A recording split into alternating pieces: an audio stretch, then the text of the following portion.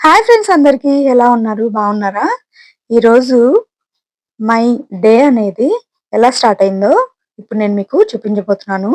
అంటే నేను బ్రేక్‌ఫాస్ట్‌కి ఏమేం ప్రిపేర్ చేశాను, తర్వాత ఆఫ్టర్‌నూన్ లంచ్‌లోకి ఏమేం ప్రిపేర్ చేశాను అని ఇప్పుడు నేను మీకు చూపించబోతున్నాను. సరే నిద్ర లేచిన వెంటనే నేనైతే సీదా ఫ్రిడ్జ్ దగ్గరికైతే వెళ్ళిపోతాను. ఫ్రిడ్జ్ ఓపెన్ చేసి పాలైతే తీసుకొని చక్కగా ఒక అల్లం టీ పెట్టుకొనైతే తాగుతాను. నాకు అల్లం టీతోనే డే అనేది స్టార్ట్ అవుతుంది.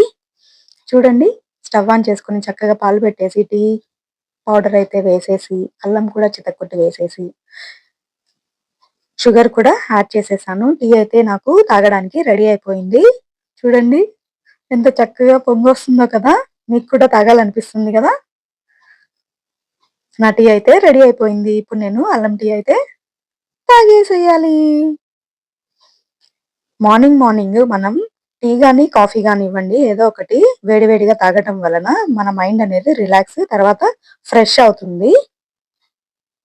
నా డే అయితే మాత్రం నాకు అల్లం టీతోనే స్టార్ట్ అవుతుంది. ఫ్రెష్‌గా మనం మార్నింగ్ ఇలా అల్లం టీ పెట్టుకొని తాగితే చాలా యాక్టివ్‌గా ఉంటాము రోజంతా కూడా. సరే ఇదైతే నా కోసం. తర్వాత గ్రీన్ టీ అనేది నేను మా హస్బెండ్ కోసం అయితే ప్రిపేర్ చేశాను.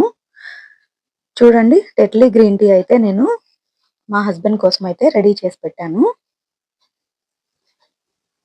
మా హస్బెండ్ చాలా హెల్తీగా డైట్ తీసుకుంటారులెండి. అందుకే ఆయన అన్నీ చాలా హెల్తీగా తాగుతారు. మనకు అలాంటివేం లేదండి. టేస్ట్ మనకి ముఖ్యం. మిగిలినవన్నీ తర్వాత. అందుకే మా వారి కోసం చక్కగా ఇలా గ్రీన్ టీ అయితే రెడీ చేసి ఇచ్చేసాను. తర్వాత బ్రేక్‌ఫాస్ట్ కోసం నేను ఇడ్లీ రెడీ చేసుకున్నాను. చూడండి, ఇడ్లీ కూడా వేడి వేడిగా పొగలు కక్కుతూ ఉంది. బ్రేక్‌ఫాస్ట్ అయితే నాకు రెడీ అయిపోయింది. ఇప్పుడు ఇడ్లీలోకి నేను వేరుశనగ పప్పు, అల్లం వేసుకొని చట్నీ అయితే రెడీ చేసి పెట్టుకున్నాను. బ్రేక్‌ఫాస్ట్ అయిపోయిన తర్వాత ఇప్పుడు రైస్‌కైతే నేను రెడీ చేసేసుకున్నాను. రైస్ కూడా నాకు రెడీ అయిపోయింది. చూడండి, రైస్ నేను రైస్ కుక్కర్‌లో పెడతాను. చూడండి, రైస్ కూడా రెడీ అయిపోయింది. హ్మ్. ఇప్పుడు నేను ఆఫ్టర్‌నూన్ లంచ్‌లోకి కర్రీ ఏదో ఒకటి చేయాలి కదా! దానికోసం నేనైతే చిక్కుడుగాయ కర్రీ అయితే చేయాలనుకున్నాను. తర్వాత వాషింగ్ మిషన్ కోసమని నేను బట్టలైతే వాషింగ్ మిషన్‌లో పెట్టేశాను. చూడండి, ఇంకా అయితే ఆన్ చెయ్యలేదు. బట్టలైతే మాత్రం వాషింగ్ మిషన్‌లో పెట్టాను.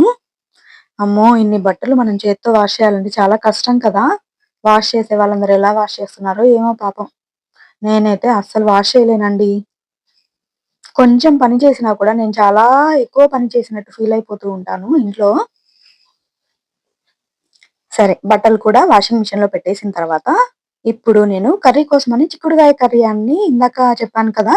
దానికోసం నేను చిక్కుడుకాయలని ఇలా ఉడికించి పెట్టుకున్నాను.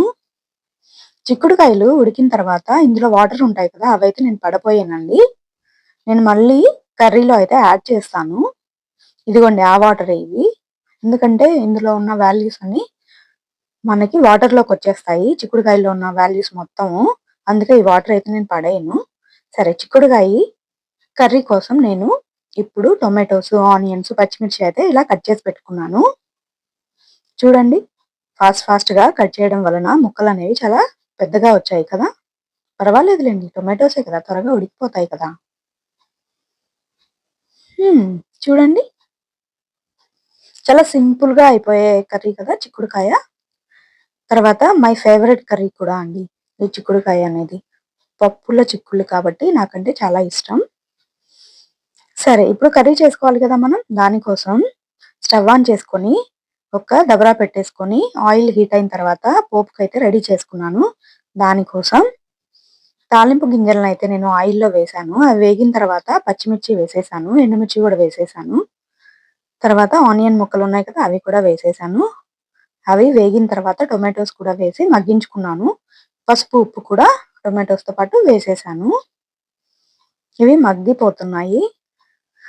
చాలా సింపుల్‌గా అయిపోతుంది ఈ కర్రీ అనేది. అల్లం వెల్లుల్లి పేస్ట్ కూడా వేసేసాను ఇందులోనే నేను. మంచిగా ఉడికించుకుందాము వీటిని. వావ్! టొమాటోస్ మంచిగా స్మాష్ అయిపోయిన తర్వాత ఇందాక ఉడికించి పక్కన పెట్టుకున్న ఇవి చిక్కుడుకాయలున్నాయి కదా!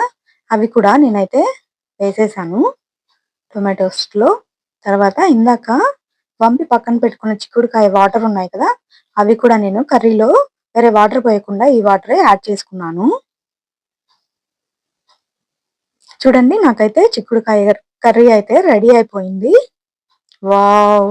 మంచి ఫ్లేవర్ వస్తుంది. ఫైనల్ టచప్ కోసం నేను ఇలా కొత్తిమీర అయితే వేసేసాను.